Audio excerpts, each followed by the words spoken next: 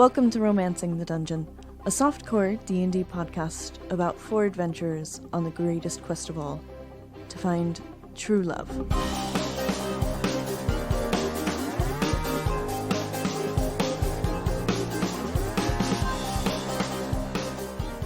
Last time on Romancing the Dungeon. All 4 of you awake from the dream. You just see Lavender covered in blood, Pandora lying motionless. Where's Birch? I told her not to trust him. We'll find him. We'll fix this. You've noticed there's little droplets of blood leading out of the room. We're bound to Morag. We can't leave as long as our contract with her remains. I feel like she's the one really behind all this. Nate, you lead Hephaesta.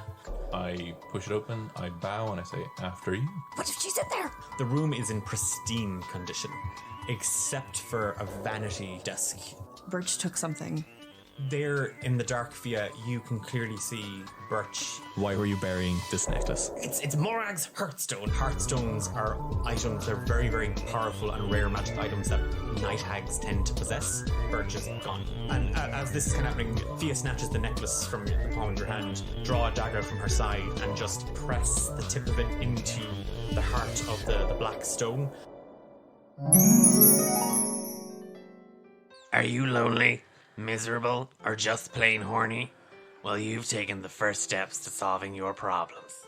At least your dating ones. Welcome to D8. Devoted, desired, dreamy or dirty.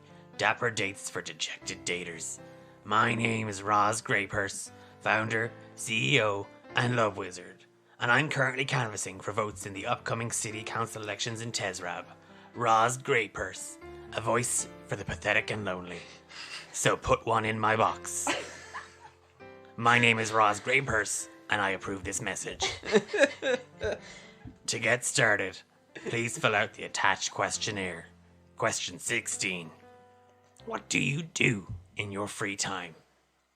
So in my spare time, I've been working on this novel. It's a romance novel. I'm really happy about it. I'm playing on this idea of this young girl. She's shy. Whoa. The novel bit's mine. What's it called? The Fault in Our Bards. Oh, that won't sell. That'll be fine. No one's going to read that book. It's probably frowned upon to talk about exes on these things, but an ex of mine taught me a little music. So in my free time, if I'm alone and I don't really have anything else to do, I might just fiddle around with a lute or something. I'm not very good, but find something soothing about it. Wait, you guys get free time? Okay, hang on. Hi, yeah, Thane, the tidbits. Yeah, you know when you're like married to the job and you're just like, you know, if you love your job, you never work a day in your life. I've worked some days and free time. Don't know her. Well, in my spare time, I like to do gnomes, tieflings, I suppose, like humans, maybe a minotaur. Like just anyone who's kind of up for it, really. Guy, girl, anything in between. So, yeah, that's me.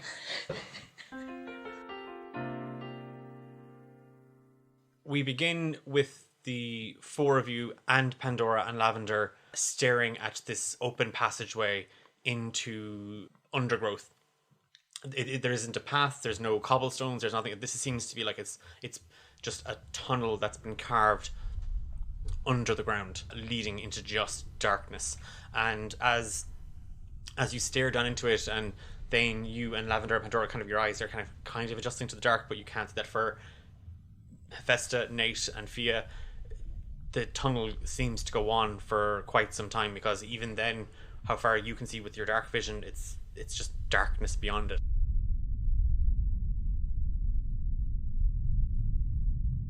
There is just a low, melancholy sort of heavy breeze just wafting from it down towards you.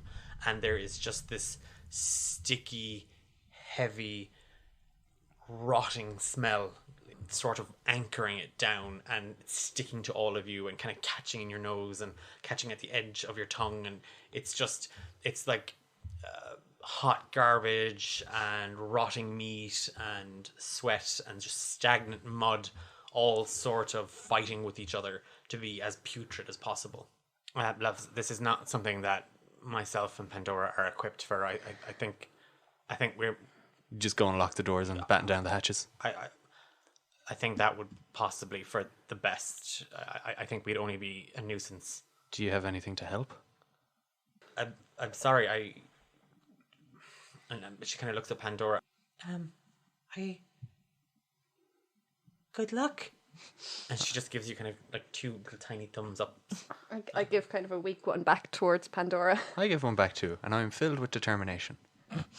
She reads that from your thumb. Lavender kind of leads Pandora kind of back out of the storeroom into the kitchen, and you kind of hear them flitting away down the corridor. There is kind of the thud of a door, and then a very thunk sound effect as just the door locks behind them. They're fucked. The sound of keys turning and an engine revving. I imagine we just start down the hall. Yeah. Nate, dark vision, you first. What? Yeah. I'll take the lead. Fia, stay close to me. You seem to know a little bit more about this than the rest of us, and I want to walk with like a ball of fire in my hand. Okay, so are you producing flame? Yeah. Okay. Just sort of to be prepared in case she pops up. This tunnel, 'cause I wouldn't even call it a hall or a corridor. That would imply that it was somewhat like, built and constructed. This literally seems like something just clawed the dirt away or blasted it out, because there's no sort of real kind of, solid structure to it. It's just a long hole in the dirt. It is wet, and when you find yourself kind of stepping into a sludgy puddle, Hephaesta, you're leading? Okay. Fia right behind me. Fia's behind you with Nate, and then Thane at the back. Hey guys, I don't think I should go at the back because I don't have dark vision. Well, you have produced flame from Hephaesta, so she's lighting the path. Okay. I was considerate. Has anyone ever dealt with a hag before? Let me tell you. Let me tell you about my ex-wife.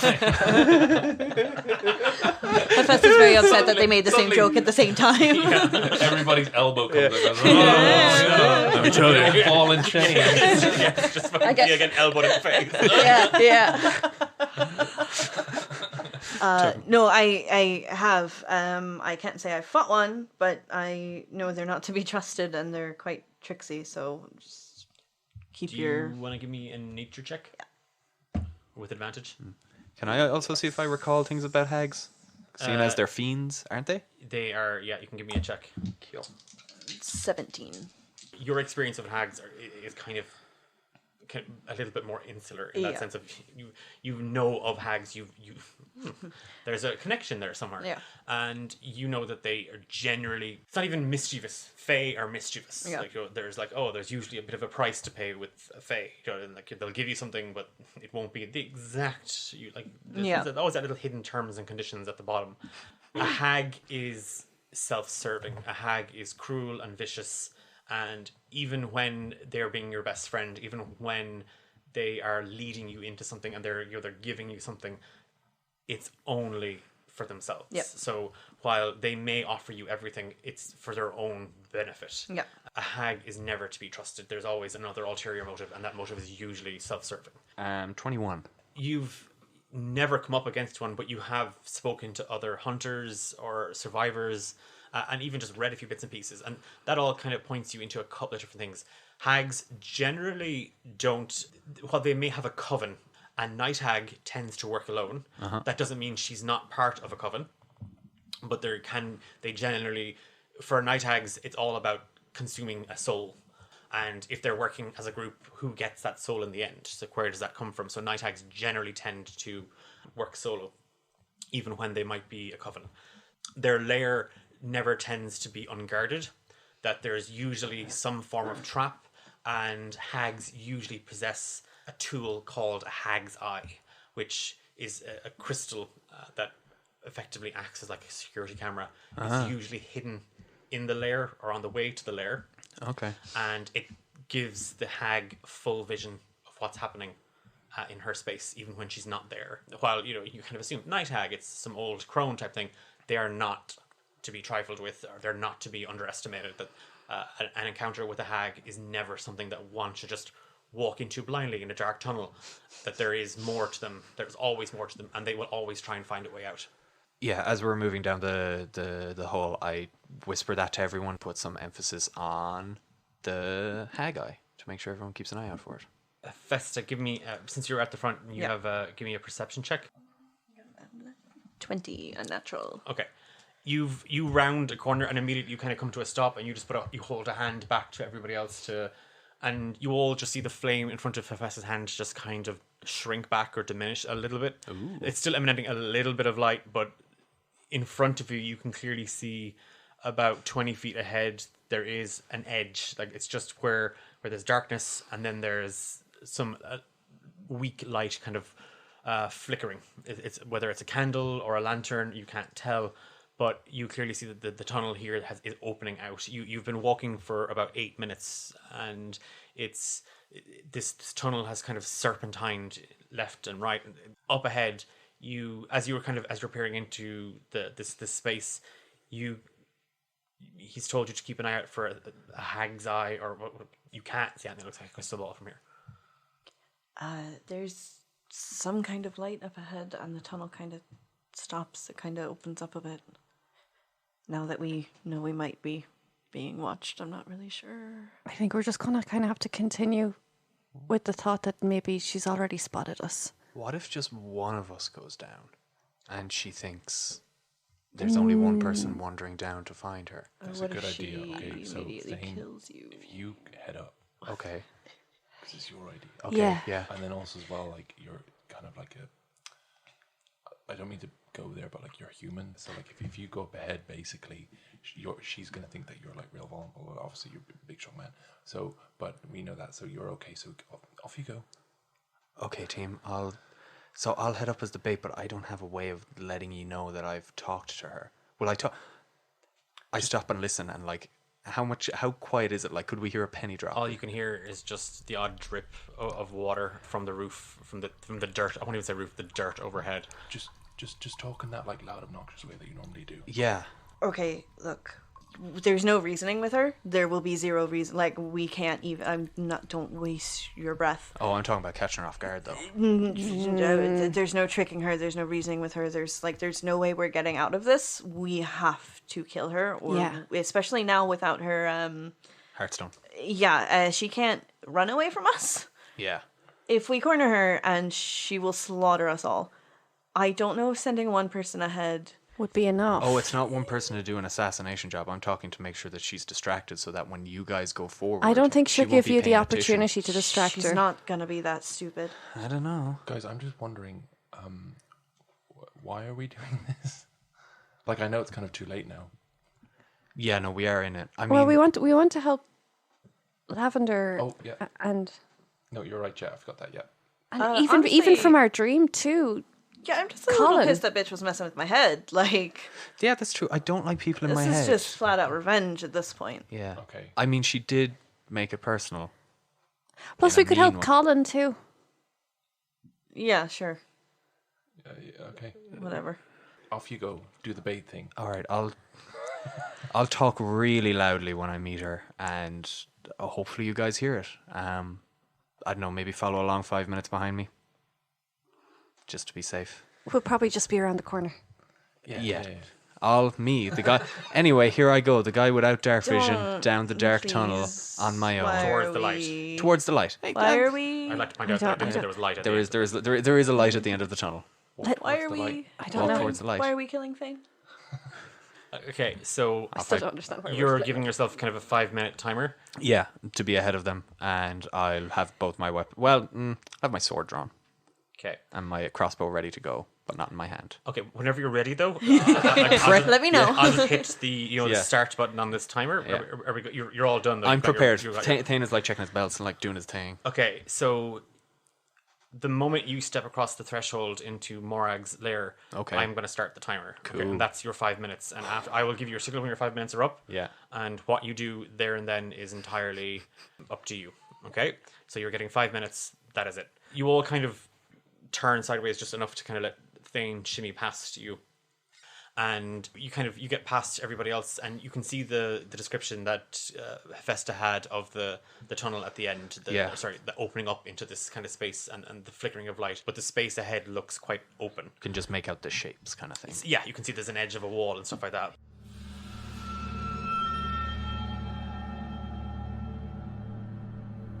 You step into this space, and immediately on your right, what you thought might have been a candle or a lantern is actually a low fire with a thick black small pot just bubbling away. This seems to be where the smell is the strongest. Oh, the smell is coming from the pot. Yeah. Super gross. What's in the pot? Give me an investigation check. That's so close. Investigation 9. So it's the liquid is jet brown. This is just a thick, bubbling, mucky mess, and you think at one stage you thought you saw like a boiled, congealed eye. It's all a mess. There's nothing into it. Like there's entrails, there's leaves, but the smell it's nauseating to a point. Give me a Constitution saving. Oh, cool. That's an 8. Take 2 damage. Okay. You actually retch from the smell, and you lose balance, and you stumble back away from it. So what else is in the room beside this horrible, horrible pot? To your left, you see like a small little passageway. Again, it's just carved into the dirt, and there's just roots from different trees kind of hanging down. Okay. And as you kind of look back into the tunnel, you can kind of see that overhead. Every now and again, you were kind of getting scratched by these as all of you were walking down. You find your hair getting tagged on it, or your cloak. Mm-hmm. So it's just, you're obviously you're under the forgotten path somewhere at this stage, stretching out from it, and you can see kind of hanging down from the ceiling are these almost like stalactites, but they're the roots of exposed trees. They're black, and it looks like they've rotten. There's no life to them. You don't see any kind of little mini roots kind of springing off them. Oof. The passageway to your left has caved in. It's just, there's thick grey wet dirt, just like a heap. Okay. Just blocking this. Whatever was there has collapsed in on itself. There doesn't seem to be anything. Straight in front of you, you can see a kind of cut into the dirt and again pulled away by hands, it looks like. You see kind of these steps just up into another space. And in that small little kind of hovel up in front of you, again, you see a dim light. There's no flickering here. This isn't it's just a small dim light, almost like a candle or something. Right. And to your right, you see another kind of hole in the dirt, but there's no light coming from it. There are branches sort of interlocked between it, like some sort of door or fence, but they've kind of grown into each other and woven in and knotted each other. Okay, so there's nothing really of interest in here besides a pot and... You've a minute and a half left. Oh, from all you're describing? Yeah. Oh, thanks for that. You asked me. Yeah. You're welcome. Oh, you bastard. All right, there's no one else in here. You don't see anybody else. There's no exit. Nope. Unless, again, that space up in front of you. Okay, I cast Create Bonfire right in the middle, and I kind of go up towards it, and I'm like, oh, what a horrible... I'm speaking very loudly now. What a horrible hole. How did I find it? Oh, I hope there's a way out or a way through, or someone in here to help me. I hate being lost.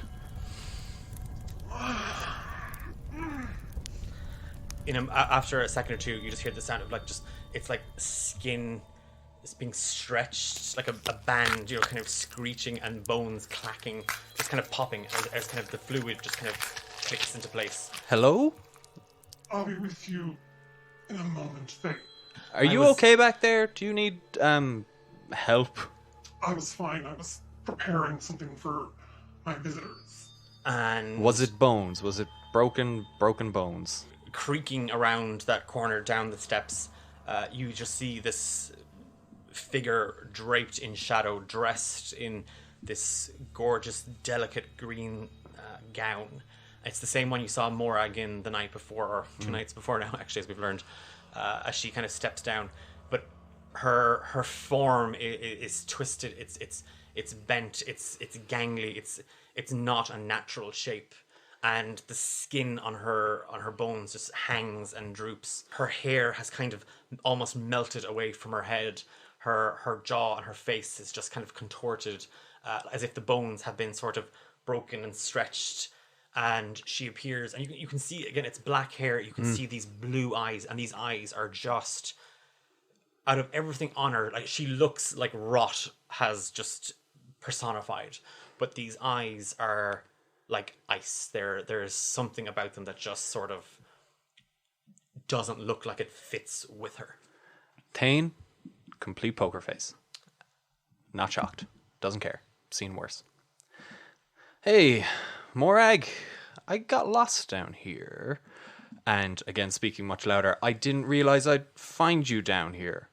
Are you lost? Did you get in trouble? If this is the game you wish to play, Thane, I will follow along with it. I thought, given what I've learned of you, there would be some form of mutual respect. Give me the courtesy of showing your true colors. No, it's fine. But I'm talking to you and I haven't just run in here and, been discourteous. So that's the courtesy that's come with this. We're talking. Runs her fingers and you just see them.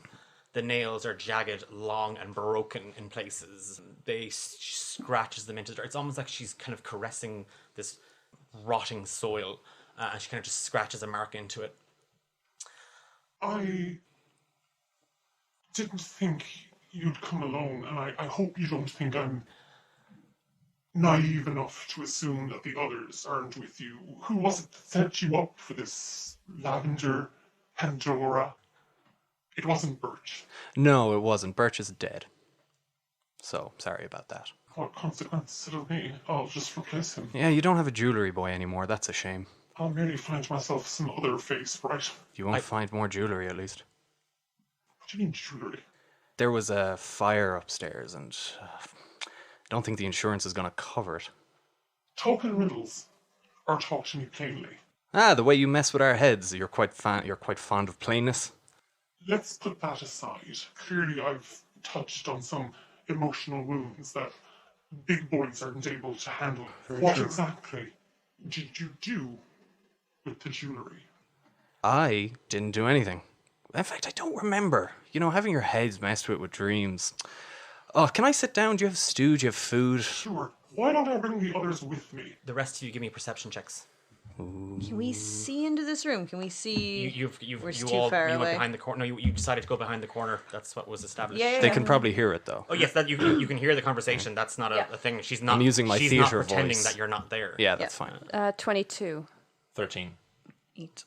All of you just feel it's like something has kind of coiled around your leg, but you've only noticed it now, and it just gets pulled taut, and you are just whipped straight forward as these rotting vines just snare and drag you through the dirt right up into this open space with the bubbling cauldron. So yeah, Hephaesta, the vine on your leg is pulled taut, but thorns actually erupt into it and catch you. Take 1 damage.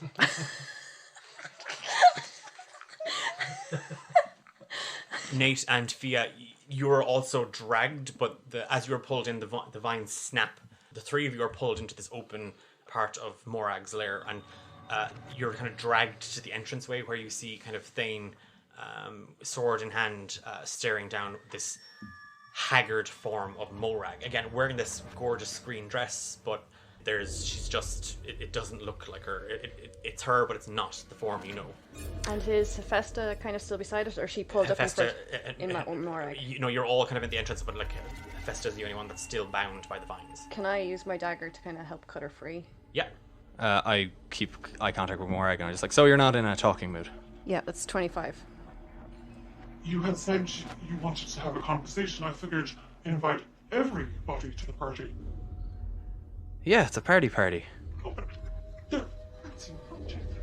there's 4 of you, and you all know each other so very... I mean, I've gotten to know some of you quite intimately.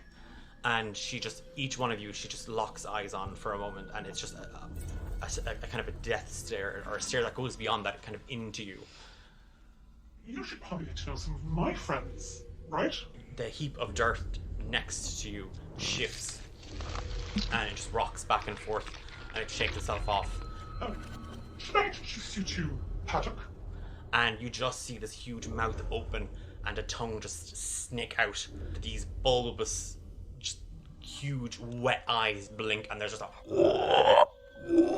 as a giant toad appears in the passageway. Roll for initiative. What about cutter free, obviously? You've snapped the vine, but Paddock is getting a free action. Kind of Paddock just kind of leaps kind of out of this dirt heap. Its jaws open. It kind of goes to bite and sort of suck at the same time, Thane, and it kind of tries to latch itself onto you. 20, but not Just a regular one? Yeah, that hits. So take 3 piercing damage Okay. and then 4 poison damage. Oh, okay. Is You that all? are grappled. Okay. So the target is restrained, and I can't bite any. Paddock can't bite. What am I saying? Paddock can't bite anybody else. So you're literally kind of like Wrapped. yeah. His tongue is around you, and he's kind of bitten onto you. Well. So initiative. Where's everybody at? 18. 21. 14. 7. Oh no. Wait. Ooh, Paddock got the same as you, and he's a big giant frog. Oh no. Oh, no. Oh, what are you trying to say? Plenty. Trying to say if he is a toad. Oh. For the sake of initiative, it's Thane, Nate, Morag, Hephaesta, Fia, Paddock. So Thane, you are grappled, so you need to give me a strength check to get out of this. Okay. Versus Paddock. Okay. Oh, that's 13. Yeah. Okay, so you're still grappled. So I'm going to use Magic Stone and throw a stone at this frog. if you're grappled, can you do that? Yeah, it's a bonus action. Well, yeah, but like if your arms. Yeah, are... if you're, I would say no. Yeah. I had a feeling. Just because it like of the grappling position that you're in, I just don't see it. It would be unfeasible. Okay. Oh no. Nate, you're up. Right. In that case, I cast Bane, and I pick Paddock and Morag. So they have to roll a charisma save. So that's 21 for Morag. Right? And Paddock. I don't really see Paddock having a huge charisma score. We'll roll for him anyway. We'll just see how he gets on. Who knows? He might be a very charismatic toad. 25. Maybe Thane rubs off on him while he's licking him. I don't want to rub off on anything. I Stop love how that. you all Oh, it's charisma's -4. That would be 0. I rolled a 0. So he is baned Anytime he makes an attack roll, he has to roll a d4 and then subtract that from what he from rolled. he rolled. Okay. Bonus actions. I'm just going to ready my rapier just in case anyone comes near me. Yeah. As Paddock kind of lunges and goes to bite onto Thane, you just see Nate just kind of throws his hands kind of up and out, and it's just sort of like a conductor who's panicking. Just this energy or the sound that emanates from him, kind of like a shrill scream. Like I'm not just in any other way. Like, and Paddock's you see his eyes just kind of wobble for a second. It's just like what's that noise? Paddock, by the way, is a fat green and speckled yellow toad with sort of amber and yellow eyes. And he's probably huge, right? Yeah, So he is. Yeah, he's a giant toad. He's adorable. You gonna woo this like you did the cube? I'll give it a try. And he is covered in welts and like warts and stuff like that. Like, so his skin is all kind of pumpy. Right up your alley. Oh, yeah. wait.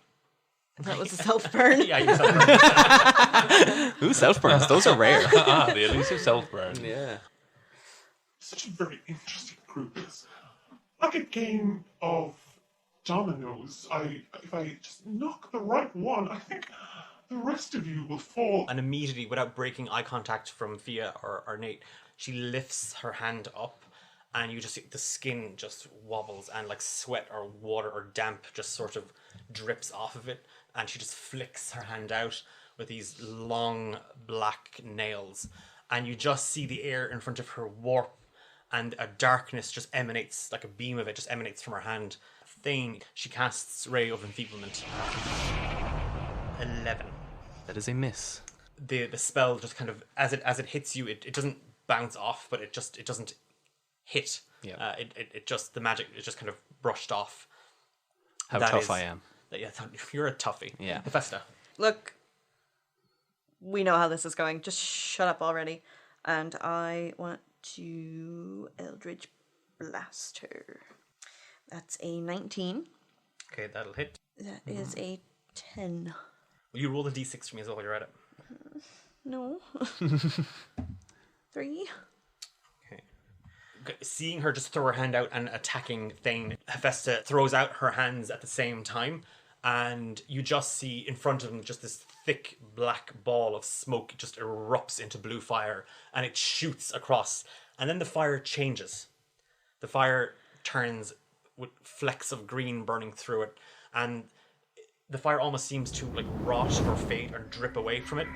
It strikes Morag straight into the chest, and it kind of knocks her into the wall a little bit. Where the fireball hit, there isn't a scorch mark. The flesh is broken and cracked. It's a necrotic sore has opened up on her. You have involuntarily cast Hex with the Mark of the Fae, the Wheel of Fortune. Pick an ability check and give her a disadvantage. I've got some spells. We'll go Wisdom. Okay, so she's going to have a disadvantage on all wisdom throws or wisdom rolls. And as long as you maintain concentration on it, that's how Hex works. Yeah. You have to maintain concentration on this spell. She will continue to have that disadvantage. She lifts herself up away from the wall, and you can just see, again, because the walls are wet and damp, it's not like she cracked into it. Like, there's actually her imprint on the wall where you hit it with such force with the spell. And the wound on her is seeping, and the flesh around it is black and green and twisted. Fia.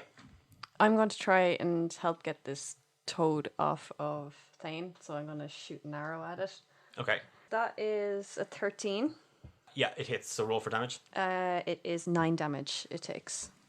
You have to step around Hephaesta. To get a clear shot on Paddock, you have to kind of maneuver yourself around slightly, so your back is to the cauldron that's bubbling away, and the smell it's getting to you, but you push it to the back of your mind because Thane is being devoured by this giant toad. Pull back the arrow and you release it. Paddock, you get him right kind of in the underbelly, and he rears up a little bit, but there's still kind of a mountain or a mound of dirt on top of him. So as he kind of rears up, you just see that there's a little bit of blood trickling out from where you've stuck him as the arrow kind of buries itself into it's kind of like between his chest and underbelly. 24 damage. So he's going to try and swallow you this time. Nice. I don't go down easy. Does this count as an attack roll? You are correct. Thank you. A 9. So he doesn't actually. Yeah. But you're still grappled. How does it feel for him to have something in his throat? Because like a frog in a throat. The toad. Never mind. You Podcast idiot. over. God. Next thing you're going to tell me an alligator is different from a crocodile. Fuck. If you look biology. at the shape of the sound. Paddock with the kind of the arrow sticking kind of in his belly or his neck. He's a big fat toad. I can't tell where it is. Okay, but I'm not body shaming him either. We love him for what he is. Our enemy. Yeah, he's adorable. And he's a big fat toad. He's cute. And yeah, when he's trying to gnaw on Thane. It's adorable. You're not grappled, you're hugged. Yeah. Yeah. Look at it that way. A grapple is a hug you don't want. Well, that doesn't sound good either. In that sort of way, like when you see like an animal trying to eat something and it's not quite getting it into its mouth the right way, you're struggling against him. You're trying to fight the grapple, and then when he gets shot, as he goes to try and bite down on top of you, he doesn't miss, but he doesn't get you into his mouth. Like he's actually trying to pull you in with his tongue, and he can't, because every time he does, he feels kind of a stab of pain in his chest. Morag just kind of pulling herself up. She's like, should I start revealing your humiliating dark secrets now, or should we wait? Please wait until I'm not eaten by a toad, or until I'm eaten by a toad. Just wait. I'd rather if you progress the fight. Paddock has a sensitive stomach. Speaking of sensitive, Hephaesta, what was it we discovered deep down in your subconsciousness? A yearning to be loved by the thing you protest so much? Don't know what you're talking about. Is it a case of the Ganassi doth protest too much? Would we say it's a pining love we have for Nathaniel here? Do these still waters run deep, my dear? Don't listen to anything she says to you guys. Hags are entirely untrustworthy. Do we feel uncomfortable talking about our feelings for Nathaniel in front of him? Oh, he knows my feelings very well. But your true feelings, Hephaesta. Morag, I don't know if you understand this, but everybody loves me, so... Do they? Oh, I didn't have to say it for once. Yeah. So much, Nathaniel. For so many words, and a lot of what you say is quite empty. Like most of the relationships in your life. And I'm not just talking about the vapid whores you dress yourself up with. Wait a minute. Yeah, okay, I'm going to try break this grapple Yep. with Frogman. Okay. Oh, that's 11. 10. So you broke. Yeah. With him sort of like not able to like pull you in, you've gotten your opportunity, and you slip out of it, like its own saliva and the mucus in its mouth. Yum. You've lubricated your way out of it, and you just squeeze through, and you kind of stumble forward from its grasp of its mouth and its tongue. As I escape, and I feel like I kind of escape and tumble through the ground, and as I get back up, I just use my bonus action to hit that fellow with a magic stone. That's a, 7. Okay, that's going to be a no. That's a swing and a miss. For hitting the big fat giant toad that you just won.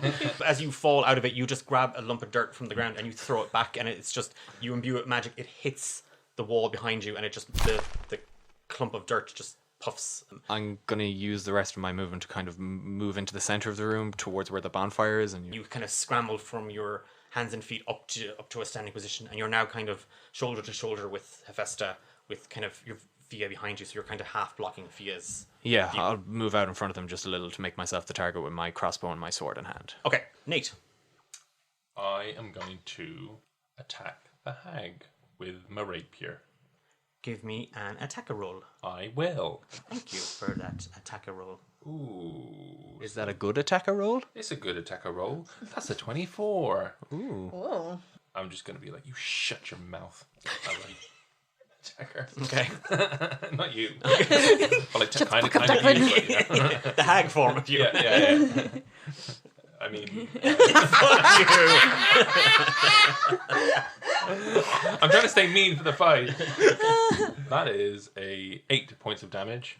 As a bonus action, I'm just gonna look at Hephaesta and kind of go and cast Bardic Inspiration. Okay, so you whistle kind of like to get her attention, and to also it's the note that you use. Okay, so yeah, you're infused with Bardic Inspiration. Is that like a Bardic Inspiration catcall? No, it wasn't. I do a whistle. Yeah. Yeah, that thing. It wasn't that. Yeah. It was more of a. But like in a... Hello. As in like, Yeah. hey. Yeah. I love how we're now figure out here. Just whistling. You lunge forward with the rapier and you stab her. It's not even a case of you try to slice her. You plunge the rapier like just into her belly. Yeah. And as you do, she grabs the blade and she holds it. Oh, I really think you should have bought dinner first. She just like her head turns slightly, and then she does like this thick, slobbering black liquid just dribbles out of her mouth as she says it. Vesta or me? I think it's her. I think it's her, yeah. With me. Cool. Oh, yeah, I wonder, I wonder who she's gonna hit. Yeah. Oh. 19. No. Yeah. So take 10 slashing damage. She just jabs her hand straight into your neck and chest. She gets you right above your clavicle, and you just feel her nails dig in. You know when you get kind of a bit of dirt in a wound, and that's what it feels like. It feels like there's just dirt and muck.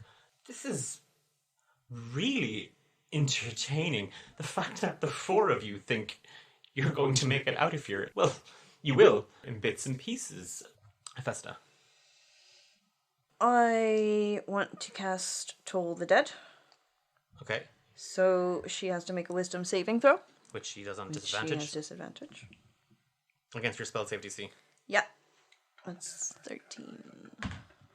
Okay, so that's 17. 8. So 8. So she's failed. And she has lost health, yeah? She's not at full health. Oh, fuck no, she's not. Okay, so she gets to take 1d12 necrotic damage. You just rotting away with the... Yep. Rolling that D12 in your hand. 6. You're not letting up. She's spitting venomous barbs of injury and like personal attacks. And now you just see her digging her claws into Nate. And as she does, you just... you've had enough, and you just let out a roar, but nobody hears it. It's almost like a banshee's cry. When it's intended for one person, only that person will hear it. And you just see blood just seeping out from her eyes, her nose, her ears, Nate, as you look into Morag's face.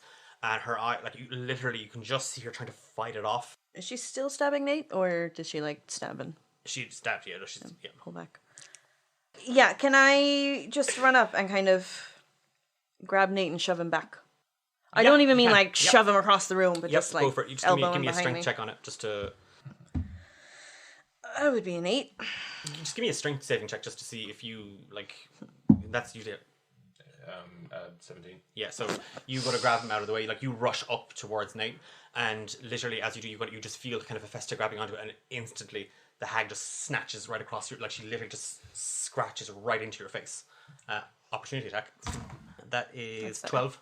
Her claws bury themselves across your face. Take 15 damage. Woo! She gets you right from kind of ear across your nose, your lips, across the other side. So you have 3 deep cuts running across your face. Okay. Fia. So I'm assuming now with Nate and Hephaesta where they are, they're kind of blocking the hag of my... Sorry. Yeah, they're blocking the hag, but you can now see Paddock. Yeah, there is a big Right, I'm going to toad. go for Paddock, and is he still within 5 feet of Thane? No, I moved back. 21 to hit, and I got him for 9 again. Okay, yeah, that's gonna hit. That's not even a thing. It's just gonna hit. I want to move where I can have the hag in my line of sight. Okay, so you can move back up towards. So you have to move further into her lair, like towards the steps that she first descended. But still and, staying back in with... Yeah, so you could. So there's two. Effectively, there's 2 doors here. Like there's the stairs, the short stairs that she descended into. Yes. And then there's the one that's barred by the roots of the trees that have kind of formed like a little fence. Okay. So which one of those are you kind of moving? Because either of those, it's going to get you an advantage on Paddock and on Morag. I think instead of near her lair, kind of back near the door with the vines. Paddock is going to. Thane, he likes the taste of you. Get in line. Yeah, exactly. Who doesn't love a bit of Thane in their mouth? Paddock is just going to try and Grapple me again. bite on you. that 13. To hit? Yeah. That's a miss, thank. Poor fat little Paddock. He just wants to eat Thane. It's his first day on the You job. keep saying bite. Does he have teeth? Toad teeth. Don't you? Yeah. Whatever they are. Yeah. I don't know, just very hard gums. I don't know. Use your imagination. Nom, nom, nom, nom. Calloused gums. That's what he has. He's got calloused Oh, gums. no. He just kind of bounds or rolls forward a little bit, and he just brings his kind of he opens his mouth again, and he just goes to chomp down. Okay. And you just manage to kind of turn or spin slightly out of the way, and he just bites on air. Oh, look at this. Isn't this just absolutely darling? I've disfigured both of you, and now they almost match. It's like it's meant to be, isn't it, Hephaesta? Thane. My turn to attack? Okay, first attack is on the frog, because he's right there. And he's your friend. He is. That's a 16 to hit. Yep. I'm also going to use my sneak attack on him now. That's 8, so it probably doesn't hit. It does not hit. But speaking of 8, that's how much damage my sword attack does to the frog. Okay. And then with my bonus action, I whip around with my... Yeah, please tell me you just fucking rolled it, and you're not going to make me sit here and wait. You didn't fucking roll it, did you? No, no, because I'm attacking a different target. I'm attacking your one. That is 16 to hit. It does not. That's my turn. I'm going to stay toe-to-toe with Paddock. As you go to lunge in, an arrow kind of whizzes past you, and you just see kind of Fia has maneuvered around the room. It just thuds into the wall behind you. Meanwhile, you lunge forward as Paddock just kind of crouching down that way that frogs to kind of sink onto their bellies. And he goes to kind of back up as you lunge forward with your sword. You strike down and you just carve him straight down through his face, and you've kind of cut into his little lip. And I didn't say little lip because, you know what, he is a toad. He's a little cutie. And I'm vegetarian, and I take offense to this. And at the same time, as you bring the sword down on top of his face, you just throw it out with your hand your crossbow bolt. You take a quick look, you fire, but the bolt strikes the roof overhead. Thane? Missing? Thane disappointing everybody? It just seems to be so on brand with you, Greyline. I'm nothing if not consistent. You are. I wonder how dear old Grace would feel. Who? It's so interesting. The way you people live your little lives and you go about things, just things I've learned and seen and twisted and fed on. Nate. I am going to start begging and groveling for her to leave us alone. Hit me. And as I do so, cast Tasha's Hideous Laughter. Nice. please, Maura. We're really sorry. We didn't. I don't even know why we're here. I don't want to be here. I didn't. I'm sorry. I'm sorry. Okay, I'm sorry. Please, please. The man you wish to marry. Oh, I laugh at you. It just wasn't so pathetic. And then she has to roll a wisdom save. So that is 16 or 18. So 16. Oh, so close. Ha. Ha. Ha. This is a thing you might know of. Audiences like to emote in front of a performer. You may not be used to this, other than the pity laughs. I am going to start sort of like humming what seems like sort of like a little tune to like because I'm sort of like on the ground now, and I'm just sort of going and I'm giving bardic inspiration to Thane. Really? This is the best you can do. I'm sure Mother and Father will be most proud if you brought that home. Look, it's practically wetting itself. I'm hoping I'm too pathetic for her to want to deal with me. That's my dating You're in tactic. luck. 3, 4, 5. As she's sort of mocking and goading you, she just holds up her hand, and for a moment you just see just light kind of refract and bend and twist, and then it just stops as if it's paused, and then 3 explosive darts just shoot out free from her hand. Hephaesta, 1 strikes you right into the chest, knocking you back, and you take 3 damage. Thane, 1 strikes you into the side and kind of sends you, like, it kind of knocks you off balance. You catch yourself. Nate, the other one, just literally, it's almost blinding as it hits you in the face, and you take 5 damage. Can I Hellish Rebuke? Is it fire damage? Yeah. Okay, just checking. She makes a dex saving throw. 16. Yeah. She still takes half damage. Okay. So that's 3 and 10. So I 13. get to roll 2, sorry. Okay, So I she was takes like, half. 3. So she takes half of the 13. Half of 13, so what, 6? 6, and then she takes 3. As the magic missile hits you, your skin just burns.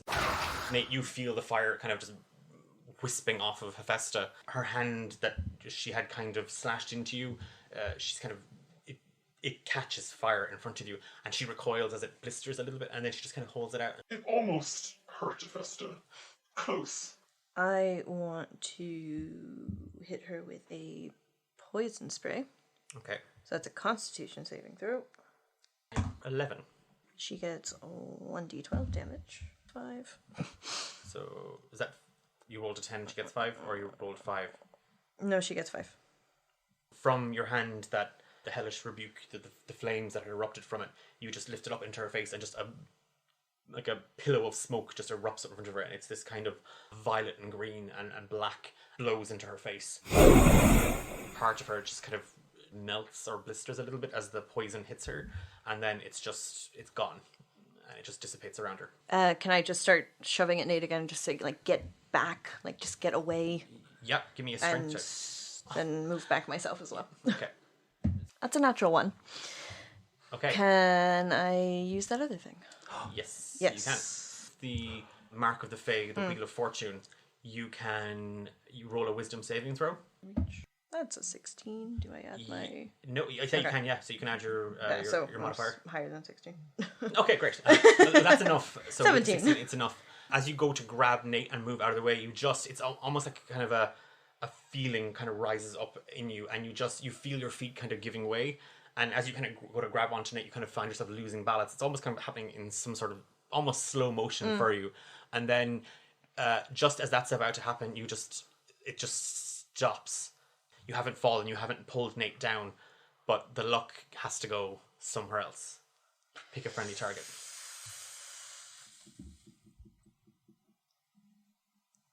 Thane. Okay. Yeah, Sorry, I can buddy. take it. So you're going to have you have disadvantage until the end of your next turn. Cool. Okay. Sorry, friend. It is over to Misha. okay. Yeah. So seeing how much Morag is kind of hitting everyone, I'm going to, because she feels like more of the threat now to me than the toad, I'm going to turn my... You think? What a surprise. Says face scar and neck scar. I got to turn my attention to her, and I'm going to hit her, and I get my sneak attack bonus as well, which I don't... Fuck me! 9. That does not hit, surprisingly. Bonus action. Nope. Okay, you're just gonna stay put. Oh, Fia. I'd try to give you a maternal hug, but you wouldn't know what that feels like. Paddock. I'm starting to prefer the frog. And he tried to eat me. Can we adopt him? Where was he? Yeah. 10 to chomp on you. That's a miss. He goes to bite, you go to swing back with the sword, and already being cut by it, he just kind of, he winces and he makes a frog or toad in defense sound. I don't know. I don't know. Well, that's exactly it. There you go. I'm very good at those animal noises. Yeah. Thane, Yeah, true to form. give me a perception check. Give you a perception check. I'll True to form, I see nothing. What? Oh, I see plenty. That is a 20 unnatural. And did you roll that with disadvantage? Let me just roll that with disadvantage. It's a 20. Shit. I rolled 2 16s. Okay. Seeing Paddock kind of wince back in fear of you and the blade in your hand and the sting that, like, the wound still open on his face, you go to bring it straight down top of him again, and then you just see, just almost like it's something beyond the plane that you're in at the moment. It's like almost like a shadow has kind of crept into this space or moved into this space. And for a moment that kind of catches your attention, and then you just see Morag's eyes dart across and they lock onto Fia.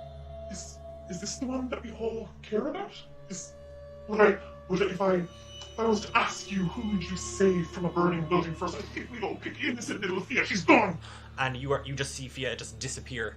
You are just pulled from the vines into a space that doesn't exist, and all around you just hear crying, your tears, your sobs. No, she'll come back, and you just hear it's your brother, and he's trying to comfort you, and it's everything is dark, and all you can hear are these echoes of nightmares and nights spent crying yourself to sleep. You are banished for one round.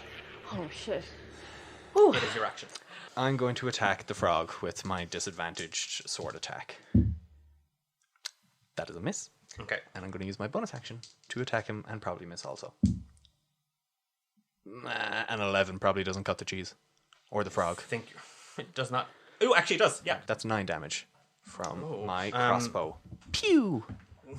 Paddock is not looking great. You stab him. It's not even a slash or a cut. You just stick him right into the underbelly next to the wound from Fia's arrow. He lets out a cried pain of just, and he, like, his little frog paws or legs or whatever, or toad, his little toad legs are just trying to bat the blade away or just trying to push it out because he's in pain. Nate.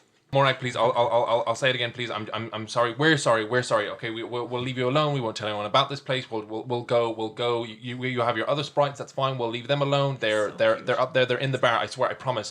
Please, just leave us alone. Let me live. I can't die. I cannot die. Please. I think there is something attractive about a man that squirms under the foot of a woman. I mean, if you put it that way. 15. Yep, it is. The disco stick is charged. Yeah, sort of in.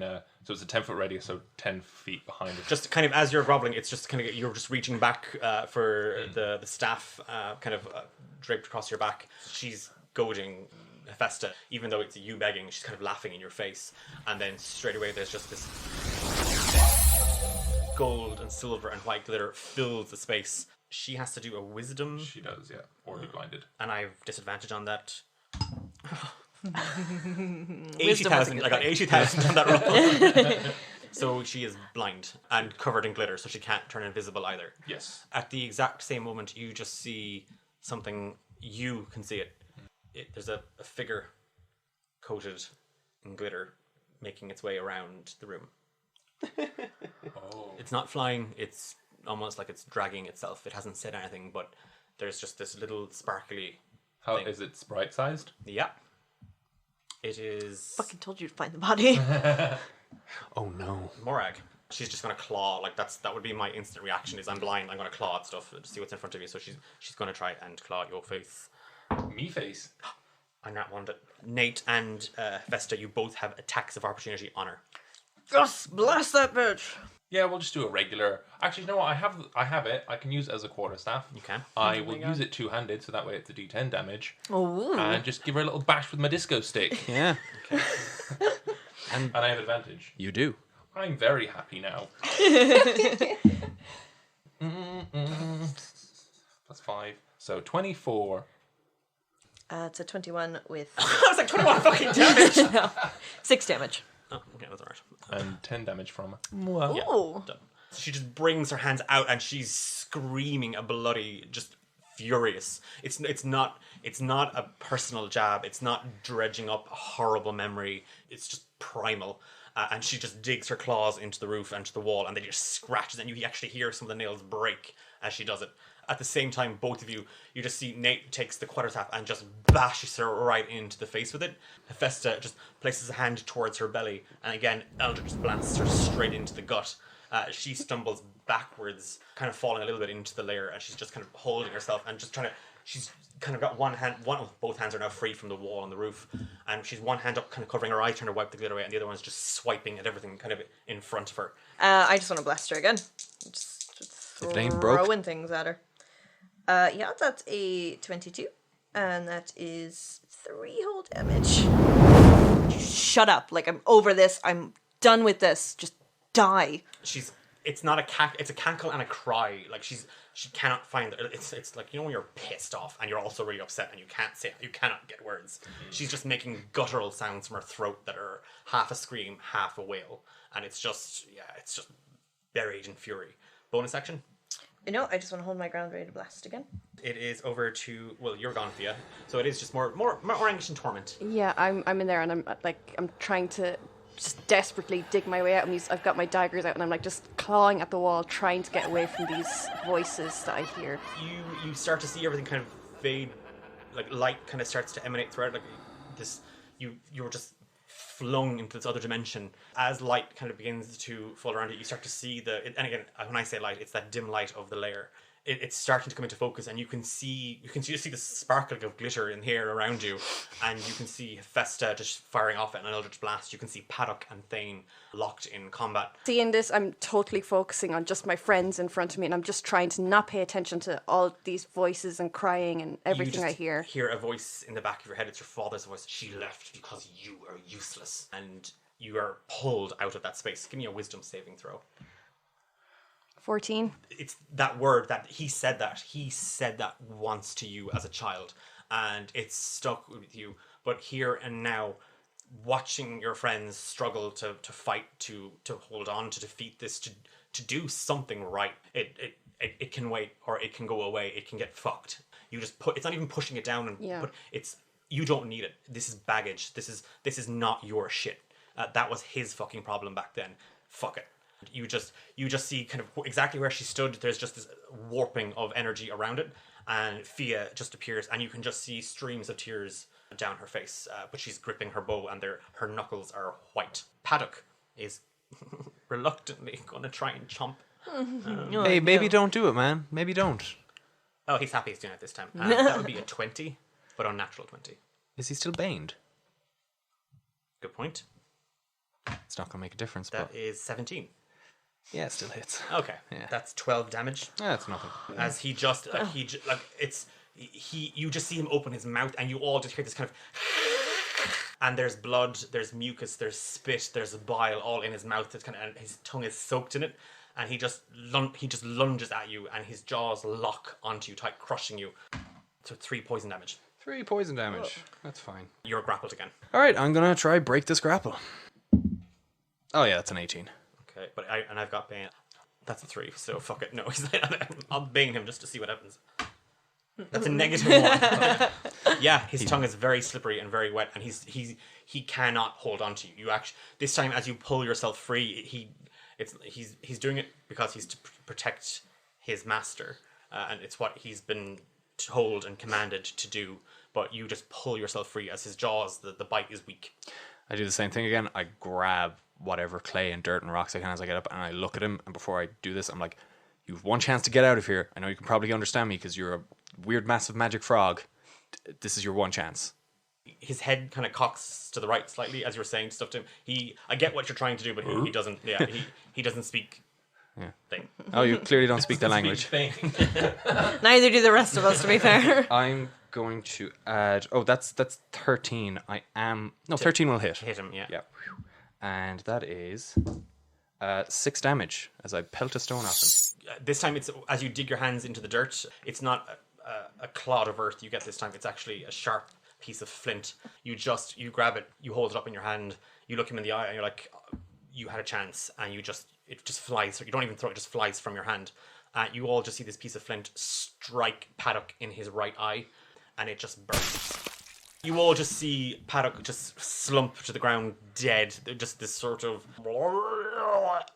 And it just stops moving as its tongue kind of rolls out of its mouth, and the rest of the contents of its belly just spills out. You see kind of half rotting or half digested like animal carcasses in its belly. Morag immediately her head turns straight away on sensing this, and she just screams. She braces herself, and you just like again she just locks her fingers, and immediately the claws on her hands that she broke reform. It is. I am going to use my movement just to get up to them. Nate. So when I hit her That last, went well last time. I know. Yeah, there's about 5 feet between ye and her. Like she stumbled back blindly. Good. So I'm going to keep that distance, if that's okay. And I will cast. Ooh. Dissonant whispers. Such a good singer. Yeah, she's covered in fucking glitter, everybody. But she's still holding herself up, like her hand is still kind of trying to wipe the glitter away. Okay, So, wisdom save. with disadvantage against her spell save. DC. Either way, she's fucked. A 9. Okay, so 10 points of damage. I can do a wisdom saving throw on my turn to stop being blind. Yes, I think start of your turn. Is Start of my turn. that Start it of her- for the disco stick specifically? Yeah, the glitter shot. Yeah. Can the How'd You Like Me Now double up as my bonus action to give Fia Bardic Inspiration? So you're saying, how'd you like me now to... Yeah, and I've inspired her. Okay, with it. Well inspired Okay. over here. Oh yeah. Super inspired. He stops crying finally, and That was one act, guys. So she's still blind, but she just holds her hand up again, and you just see 3 refractions of light. Thankfully, magic missile, I can just fucking hit you with shit. This light that's been condensed and almost made sort of solid just shoots from the palm of her hand, and it just explodes on top of the 3 of you. So it's going to go Hephaesta for 2, Thane for 5, Oh, that's fine. and Nate for 4. Thane looks like shit. Okay. His coats and tatters, he's got a lot of blood. And But you how can does he feel? I feel great. I don't need all this blood anyway. It looks better on the outside. Hephaesta. Fia, you okay? I'm lost in it, and I'm just staring at this fucker. I need you to be okay right now. So I'm gonna blast this bitch. Is it worth it or is it a waste? Probably a waste. Probably a waste. I missed. It's another Eldritch Blast. Yep. It just shoots from your hand again. This concentrated ball of black and blue fire that kind of coils off of you, as if you're channeling your own rage and your own flames into it. It just shoots forward and it strikes the wall, sending clods of dirt and dust and debris and even sort of like spits of like stagnant water and roots of trees just everywhere. Fia. I'm just gonna go there for her with my bow. That's 23 to hit for 7 damage, and I'm gonna add 2d6 on top of that for another 3, so 10, and another 6, so 16 damage. Okay, Sneak attack, excuse me. baby. Fia's back. You appear, and like again with the sort of your knuckles white from squeezing the neck of your bow. You hear just Hephaesta shouting at you. You don't even answer. You're breathing through it. The arrow just flies free, and you catch the hag right in under her left arm, where she had it held up to cast out magic missile. The arrow is sticking out. She wails in agony as the blade bursts into her chest, and she grips it and she just yanks it out. I take it we didn't like what we had to hear in the other dimension, then, Fia. I don't care what I heard. You need to stop. Just as much as your mother didn't care when she left. Shut up. Just shut up. Or your father did when he left. Or your brother did when he sent you out on this stupid mission. You shut your mouth. You don't know anything. I know plenty. I know exactly what drives you. I know exactly what burns in your heart. Do the rest of these people know the twisted things you've done in the shadows? Do you know what we've done? Do you know what I destroyed of yours? The Heartstone can always be replaced. I'm not going to give you a chance to do that. And I'm not going to give you a chance to get out if you're alive. Thing. I'm going to attack her. And since she's still blinded, I have advantage on these attacks. Okay. So here we go. Blade attack. 14. I am going to add my bardic inspiration. 18 to hit. And I'm going to attack with my crossbow as well. That's 2 natural 19s, so I think we're good there. 24 damage. With her wailing and just spitting toxic bullshit at Fia, and you can kind of see Fia trying to hold her own, but buckling against the words. She kind of lets out this kind of like twisted laugh, a cackle, and just kind of spinning on one leg, bringing his blade up over his head. You just see Thane just kind of turn in like almost 180, and the blade in his hand just spins with it, and he brings it straight down across her chest, and just this wound cuts right in across this gown, and you just see her kind of falter, and as she does, you just, with the crossbow bolt, just fire straight down into her foot. I'm going to hit her with my sneak attack again. So she takes another 3. Thane shoot her straight into the leg with the crossbow. You just pull another arrow and you fire it, and it catches her right into the same leg, and she almost buckles under the agony. You can see that she's bleeding from her face. There's an arrow under her armpit. There's an arrow and a crossbow bolt in her leg. She's covered in glitter. She's still fucking blind. Fabulous. As I pump that arrow into her foot and try and pierce her foot, I just look at her with the blade and I'm like, you're a horrible person, Morag, and no one's here going to dispute it, but can you just stop this? We might let you live. Do you really think here and now we are going to get the chance to walk out of your life? I die or ye die? No, okay, I just thought I'd give it a go. Nate. So now that Morag's being taken care of, can I still see the little... Give me a perception check with advantage, because he's all glittery. So, oh no. Yeah, no. I'll roll for the sake of it, just because he might not want it, because you know me. 10. It is a thing I have. You don't see him. Okay. You're looking around, but there is that cloud of glitter is kind of everywhere, and you're not really sure where he's gone. You can use your bonus action. I don't have nothing I can do. Okay, so you're just going to hold your ground. Yeah. Shaking and clutching the disco stick. And you're like, oh, there was something else in here. Of which you're the only person who has seen, by the way. Morag just kind of takes a step backwards. She's also looking around, and she, like I said, she takes a step back, and then she just holds up her hands. Unnatural 20, so she's not blind. So glitter shot, but she's looking around, she's trying to figure it out. Her eyes dart across, like, just out of the corner, and you just see this, and as you move, you just see glitter just flickering.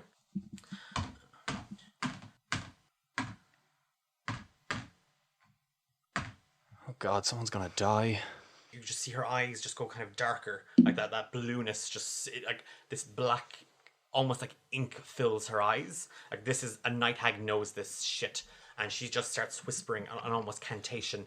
Sometimes the things you see in the shadows are more than just shadows. And you all start to feel your heads go ever so slightly heavy. Thane, Me. you fall asleep.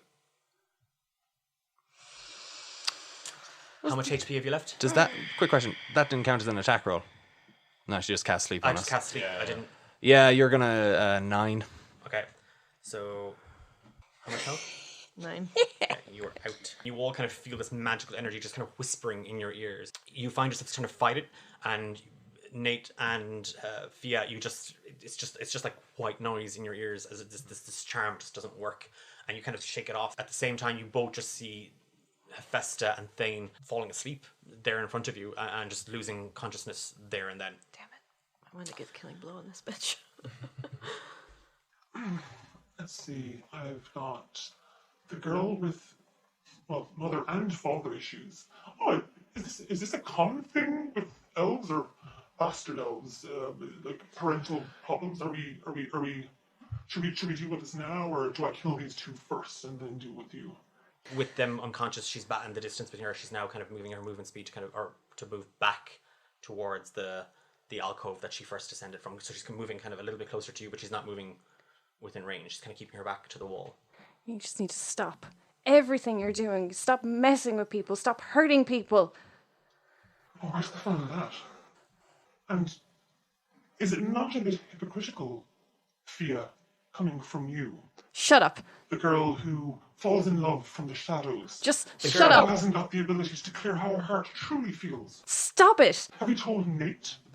Shut up. Have we spoke about the yearnings that we feel towards this illustrious musician? Should we talk to him about how you feel about him, how you dream of him at night? She steps kind of back up into the alcove. It is your turn.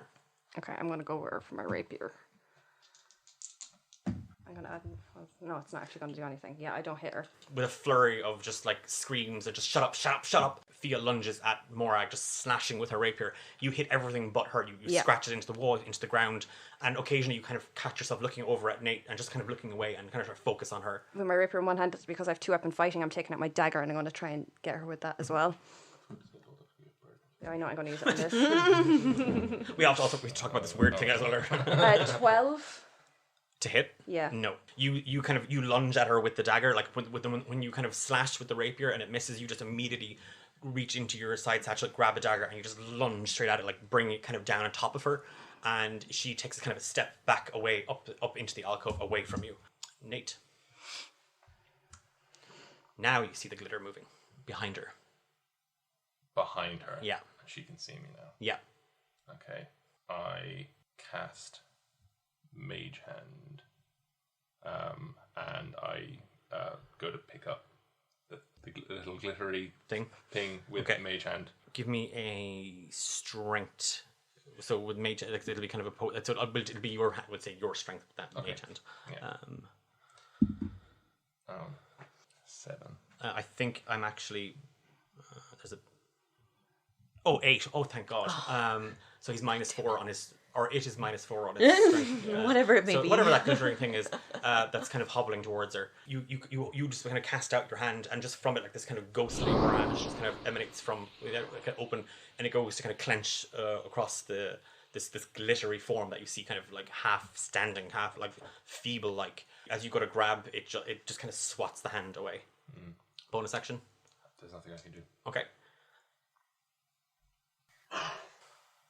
We were so very close before us. Well, needs must, I suppose. And she whips around and she grabs the glittery figure, and the invisibility drops, and you see a very bloody, almost broken Birch, like kind of limp in her hand. She's just holding him kind of in her hand like you would a precious doll, or just something. And she looks down at him, and he's looking up at her, and he's trying to lift a hand. You can see that there's just his hand is kind of stained in blood, and he's just kind of holding it up. Morag, love. His skin just turns completely black. It falls away, and the bones fall away, and inside him you just see a jet black stone. She clutches it in hand, Sweet dreams. and she just vanishes. I fall to my knees, just completely drained and feeling broken. Just out of it, spaced out of it. I walk out the way we came in.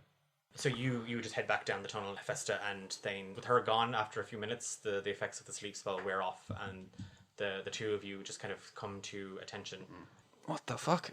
You just see Fia kind of fallen on her knees, just kind of crying into her hands. There's no sign of Nate, and there's no sign of Morag. Fia, what happened? I'm non-responsive. Can I just scoot over to her and just like kneel in front of her, like just sit on my knees in front of her, and just like, if she'll let me like grab her hand. It's all fake. That's what they do. None of this is real. Yeah, it's just a lie. It's just a bad dream. And this is real to you, but I care. I'm not It's saying real to me. I'm not saying nobody cares, and I'm not saying it doesn't hurt, but It's easy for you. the hell it is, Fia. It certainly comes across that way. Just slap it and insult at someone, and it's all fine and fucking dandy. Fia, I think we should get out of here. Shut up, Thane. Alright, if you want to stay in this hag's lair, Thane, shut up. be my guest. Are you just walking straight out, or I'm gonna go to the tavern, to the inn, okay? and give a rap on the cellar door. The cellar door overhead has been shut. Then just hear kind of a bolt, kind of being like it's like you just hear a bolt being dragged across, and it could be Morag, kind of from Lavender. Yeah. Who is it? It's Nate. Is she dead? No. What? And the bolt just slides across and it rips open and she's kind of staring down, kind of half scowling. What? Oh, we destroyed the Hearthstone. Where? Like, what do you mean she's not dead? Birch, Birch is still alive, and she used. I assume she used him to, I don't know, get out of here, make another one. But I don't know where she is, but she's around. Pandora just kind of looks into Lavender's face, kind of for comfort or strength, and Lavender just slumps to the ground, somewhat defeated, like just almost like a hopeless. Are the others okay? Just tell me the others didn't. Yeah, no, they'll be fine. I just thought I'd let you know. Just watch Pandora. I'll and Lavender just kind of shoots down the cellar towards the storeroom, and so she'll be with you in a couple of turns. So we'll go back to the three of you. Vesta trying to comfort Fia on the ground, and Thane trying to make sense of it or offer some support. Look, you don't have to like me. I've never given you a reason to, but we have to get out of here. You have to come with me. And you can throw all the abuse that you want at me when we're out. I don't care. I can take it, but you have to come with me. Yeah, we just want you to be safe. No one's safe here. You sitting there listening to this and wanting to do something, wanting to make something right, and not getting to do it. It weighs heavy in your guts. Like it's just it was so close. It was right in front of you. And then you just remember a voice. A man looking for peace. A man looking to be laid to rest. I get up, not making eye contact with anyone, and I go to search to see what I can find. Okay, give me an investigation check. 20, unnatural. Fia just kind of, you don't know if it's what you've said or bolstered her, but she kind of pushes her hands into the ground and just kind of forces herself up onto her feet and just kind of looks around. You see the place where you had kind of put your back into, where the roots had kind of formed like a natural barrier almost. It's a musty old kind of storeroom of sorts. It doesn't look like it's been used. It's like half the stuff in there looks rotted. But you make your way back up into the room that Morag was kind of retreating into in the first place, almost like she was trying to go back for something. You see a rather disheveled looking bed. It's almost the antithesis of what was in her room. It's the every comfort in the world versus just this half rotted frame of a bed with a dirty blanket strewn across it, a damp pillow. There's some tattered books. There's what looks like rubbish and bones kind of scattered everywhere in this place. And they're sort of hanging over the edge of the bed, over one of the arms of the headboard. You just see, it looks like a bag. And as you approach it, you just see that it's not a bag, it's not a satchel, it's not a cloth bag. This thing is, it's like almost like leather. It's like a bag made of skin. And as you go to approach it, you just feel kind of something emanating from it, just something powerful emanating from it. I go and I take it up and I walk back to the others and I put it down on the ground in front of me, kind of gently, having an idea of what I know this is, and I ask them, can someone burn it? Why? What is it? It's Colin. He needs to rest.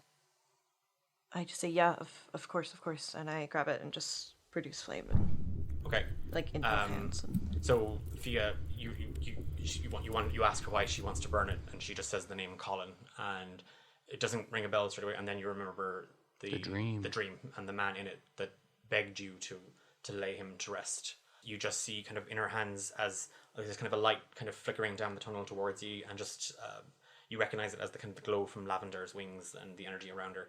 The bag just erupts into flames, and there's at first this blue-black fire seems to, like, the bag almost seems to resist it or fight against the flame itself, but eventually the skin starts to split and crack, and there's just a terrifying wail just echoes as the bag turns to cinders in your hand.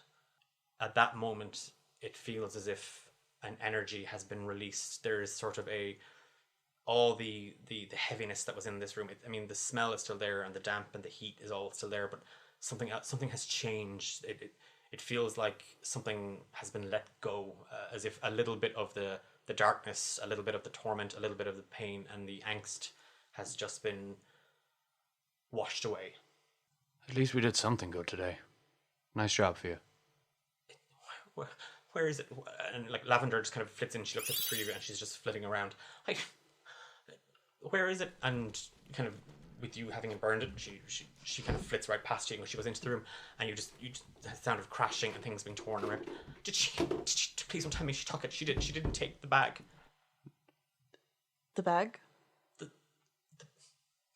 The man's skin. And the words kind of stick in her throat. We burned it.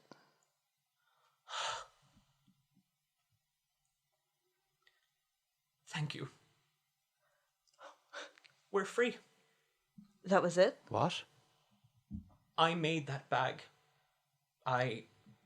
It's my gift. It might seem like something silly.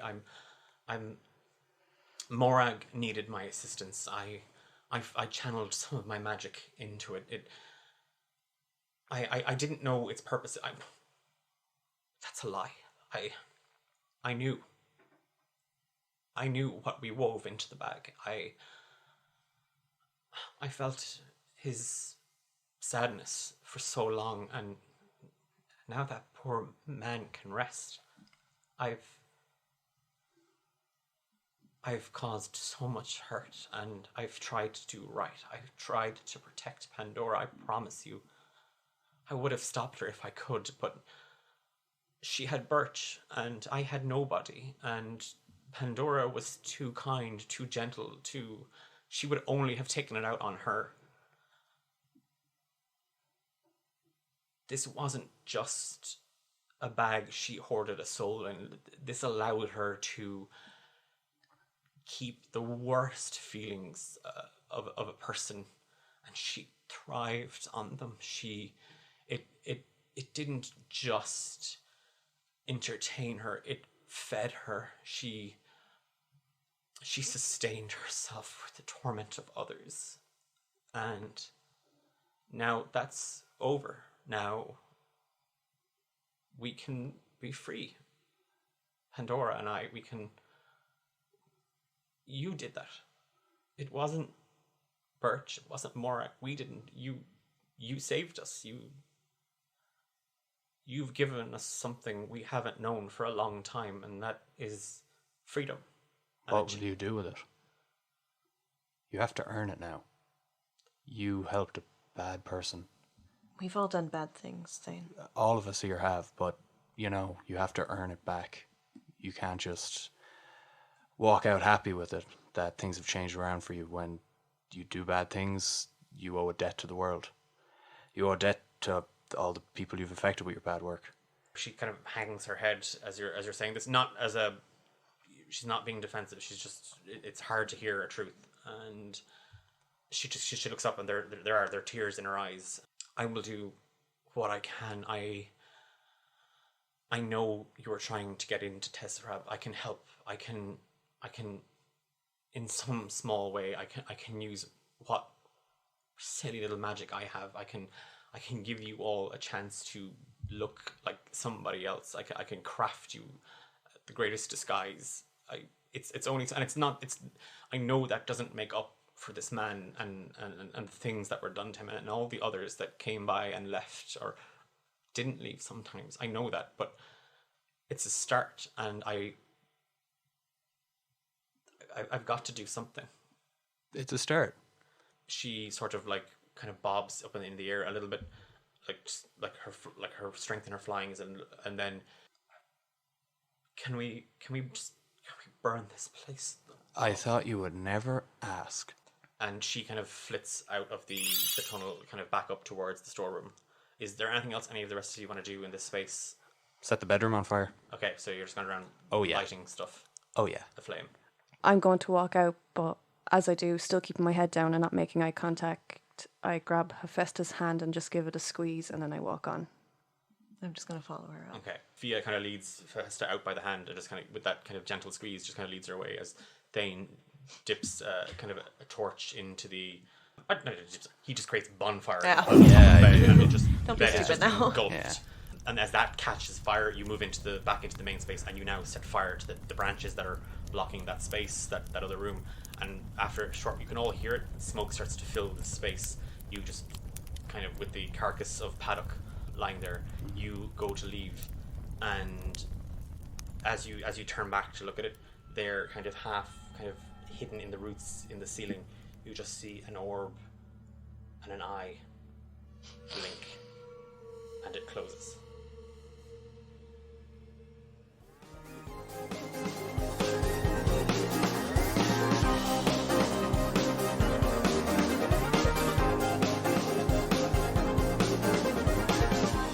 This was Romancing the Dungeon. You've been listening to Diarmid as Thane Greyline, Amber as Hephaesta Tenderson, Louise as Fia Isidrim, and Sam as Nathaniel Obsidian McKnight.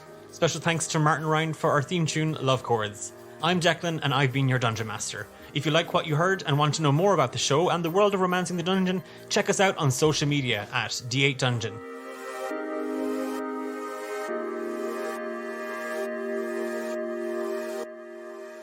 Not yet, anyway. Yeah, buy her dinner. I did get fingered. Hey.